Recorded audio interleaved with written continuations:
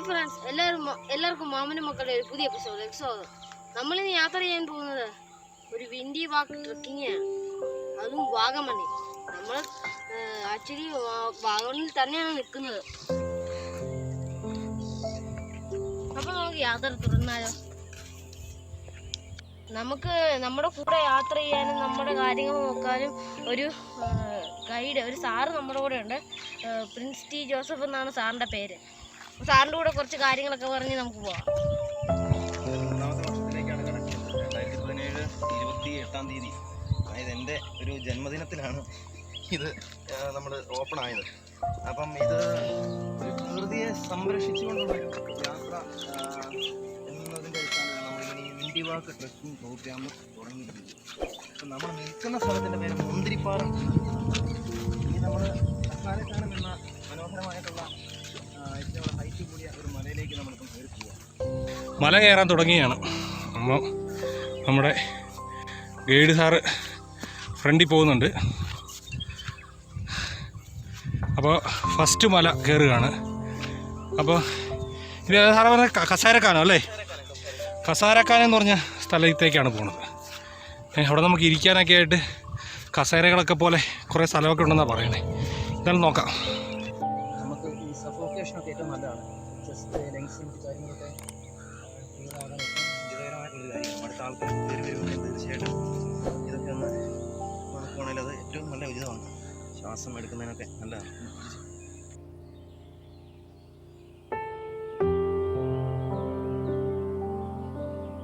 നമ്മളിപ്പോൾ കാണുന്നത് വാഗമൺ ഏരിയയാണ്. വാഗമൺ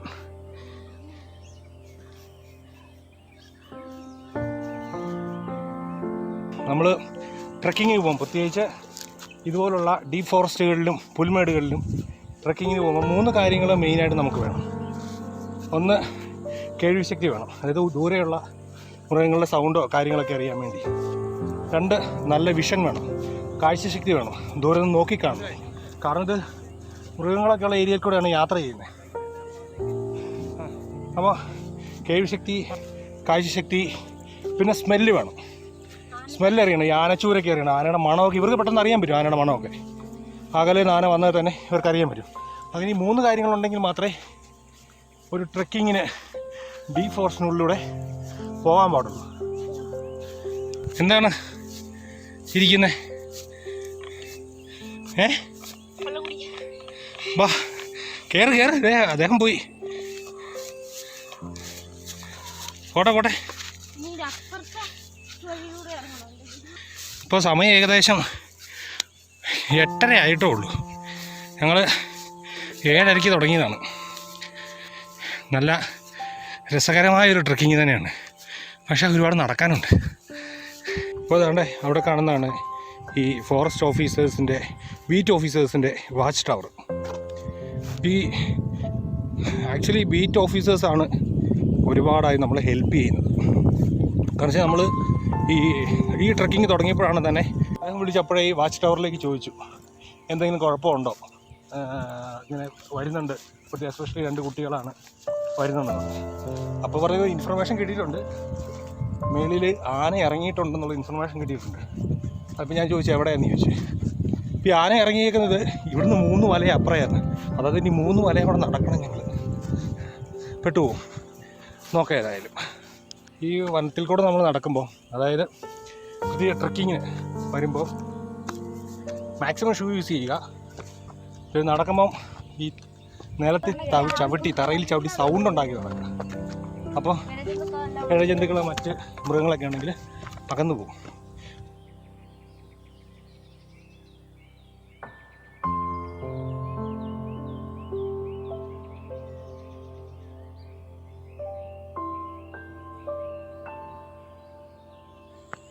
വാഗമണ് വിൻഡി വാക്ക് ട്രക്കിങ്ങിൽ മൊത്തം 4 മലകളാണ് കയറി ഇറങ്ങുന്നത്. ഒരെണ്ണം കയറി കഴിഞ്ഞു. അപ്പോൾ 4 കയറിയാൽ മതി, ഇനി 3 കയറിയാൽ മതി എന്ന് പറഞ്ഞു. അപ്പോൾ ഓരോ മല കയറുമ്പോഴും കയറിയിട്ട് ഒരു ഇറക്കം ഇറങ്ങി പിന്നെയാണ് അടുത്ത മലയിലോട്ട് കയറുന്നത്. അതുകൊണ്ട് തന്നെ ക്ഷീണമില്ലെന്നാണ് അദ്ദേഹം പറയുന്നത്. അദ്ദേഹത്തിനായിരിക്കും, നമുക്കുണ്ട്.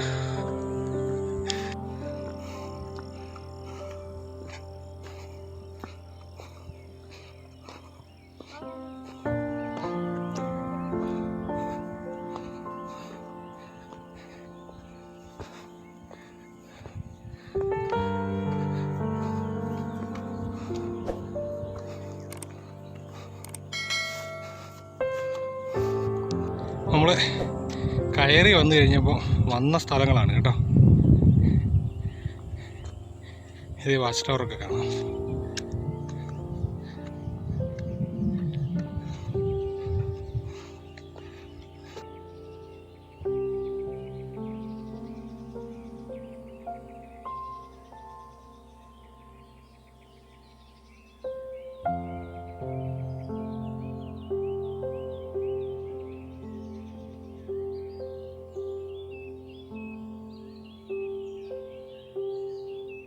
ആനയെ കണ്ടെന്ന് പറയുന്നുണ്ട്, ഓടുവാണ്. നോക്കട്ടെ. ആണ്ടെ ആന വളരെ വളരെ ഭാഗ്യമായി പോയി. രാവിലെ കയറി വന്നത് ആനയെ കണ്ടു.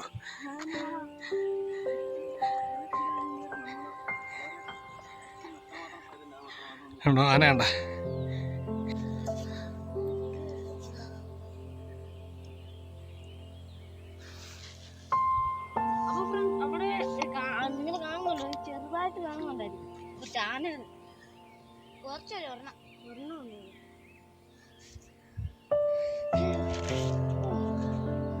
നമുക്ക് വളരെ ഒരു ഭാഗ്യമായി പോയി ആനയെ കാണാൻ സാധിച്ചു. അതെ,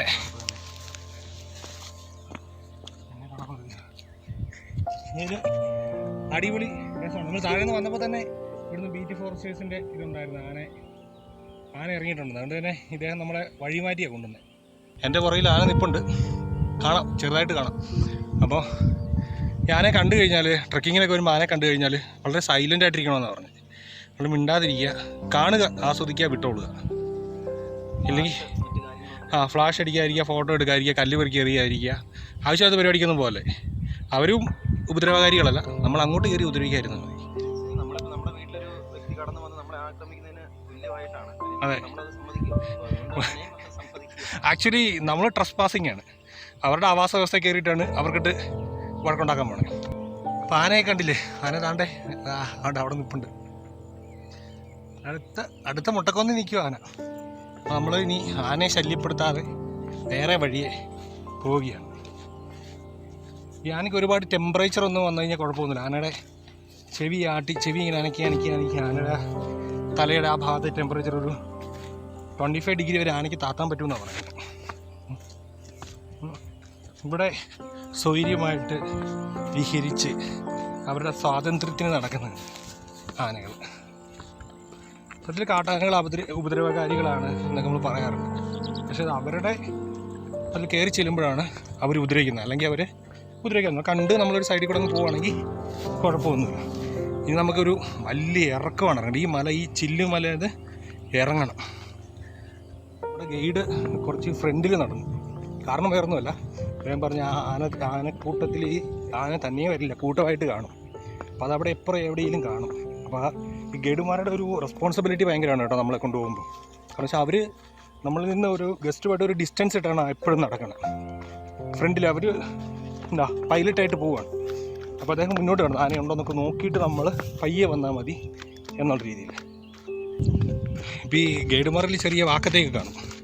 അതെന്തിനാണെന്ന് ചോദിച്ചു കഴിഞ്ഞാൽ, ഈ ആർക്കെങ്കിലും ഈ മലയൊക്കെ കയറുമ്പോഴേ, പ്രത്യേകിച്ച് നമ്മൾ ഇടുക്കി ജില്ലക്കാരല്ലാത്ത ആൾക്കാർ വരുമ്പോൾ ഈ മലയൊക്കെ കയറുമ്പം മസിൽ പിടിക്കുക, കുഴഞ്ഞു വീഴുക, അങ്ങനെ ചില പ്രശ്നങ്ങളൊക്കെ ഉണ്ടാകും. അപ്പോൾ വലിയ കമ്പൊക്കെ വെട്ടി സ്ട്രെച്ചറൊക്കെ ഉണ്ടാക്കി അവരെ കൊണ്ടുപോകാൻ വേണ്ടിയാണ് വാക്കത്തേക്കായിട്ട് അവർ പോകുന്നത്. പിന്നെ ഒരു സെൽഫ് ഡിഫെൻസിന് യൂസ് ചെയ്യാം. നല്ല അടിപൊളി ഒരു സീന്.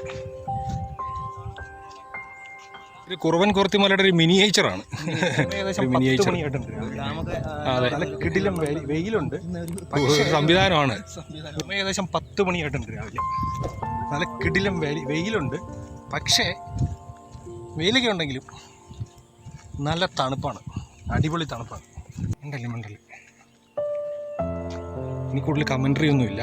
കാരണം വെച്ച് കഴിഞ്ഞാൽ നമ്മുടെ തൊട്ടപ്പുറയാണ് ആന നിൽക്കുന്നത്, ഈ മലയുടെ തൊട്ടപ്പുറം. അപ്പോൾ വളരെ സൂക്ഷിച്ച് വേണം പോകാൻ. ഞങ്ങളിൽ നിന്ന് ഒരുപാട് ഡിസ്റ്റൻസ് ഇട്ടാണ് അദ്ദേഹം നടക്കുന്നത്.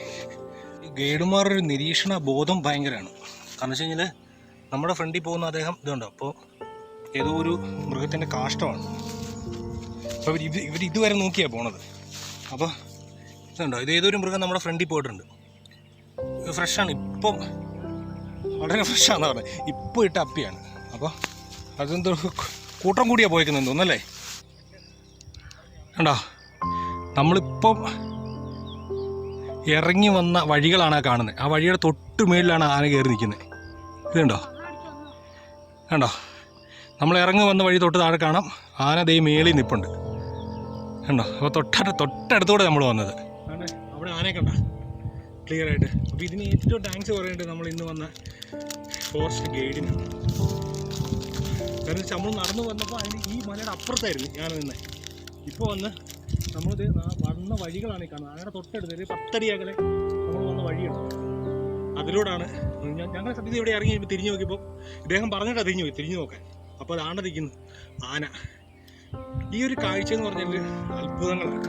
അപ്പോൾ ചില ആൾക്കാർക്ക് ചോദിക്കും ഈ കുട്ടികളെ കൊണ്ടൊക്കെ എന്തിനാണ് വരുന്നത് അല്ലേ? കാരണം ഈ കുട്ടികൾ ചെറുപ്പത്തിൽ തന്നെ കാടിനെ കുറിച്ച് അറിയണ്ടേ. ഏജ് ലിമിറ്റ് തീർച്ചയായിട്ടും നമ്മൾ വെച്ചിട്ടുണ്ട്. നമുക്ക് കൂടുതലുള്ള കുട്ടികൾക്കിപ്പം 11-12 വയസ്സുള്ള കുട്ടികളാണ്. അത്യാവശ്യം നടന്ന് ഏറേജുകാർ തന്നെയാണ്. അത്യാവശ്യം നടന്ന് നല്ല എക്സ്പീരിയൻസ് ഉള്ള ആൾക്കാരാണ്. അതെ, ഇപ്പോഴത്തെ തലമുറയ്ക്ക് സത്യം പറഞ്ഞു കഴിഞ്ഞാൽ വനം എന്താ ആന എന്താണെന്നൊന്നും ഇപ്പോഴത്തെ സമൂഹത്തിന് സത്യം പറഞ്ഞു അറിയത്തില്ല. കാട്ടാനൊക്കെ പറഞ്ഞിട്ടുണ്ട്, കേട്ടിട്ടുണ്ട്, പുസ്തകങ്ങളിൽ നിന്ന് അറിയാം, നേരിട്ടൊന്നും കണ്ടിട്ടില്ല. ആനെ കണ്ട അനുഭവം എങ്ങനെയുണ്ട്? സത്യം